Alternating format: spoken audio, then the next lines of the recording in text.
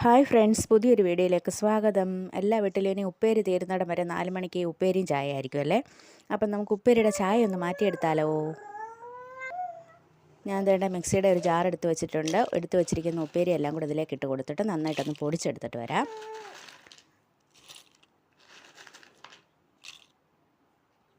ഇത് ഞാൻ പൊടിച്ചെടുത്ത് വന്നിട്ടുണ്ട്. ഈ പൊടിച്ചെടുത്ത് ഒരു പാത്രത്തിലേക്ക് മാറ്റിയിട്ട് ഇതിലേക്ക് ഇനി മിക്സിയുടെ ജാറിലേക്ക് നമുക്ക് പഞ്ചസാര ഇട്ട് കൊടുക്കാം. മധുരത്തിന് ആവശ്യമുള്ള പഞ്ചസാര ഇട്ട് കൊടുക്കാം.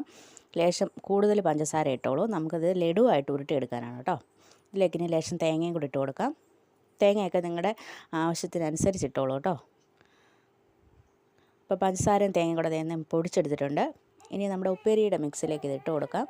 നന്നായിട്ടൊന്ന് ഇളക്കി കൈ കൊണ്ട് തന്നെ യോജിപ്പിച്ചെടുക്കാം. ഇനിയും പ്രത്യേകിച്ച് പരിപാടിയൊന്നുമില്ല, കൈ കൊണ്ടൊന്ന് ഉരുട്ടിയെടുക്കുക, അത്രയേ ഉള്ളൂ. നെയ്യൊന്നും ഒഴിക്കുക പുരട്ടുക ഒന്നും വേണ്ട. വെളിച്ചെണ്ണയ്ക്കകത്ത് അല്ലെങ്കിൽ എണ്ണയ്ക്കകത്ത് വാർത്തേക്കുന്ന സാധനമാണല്ലോ ഉപ്പേരി.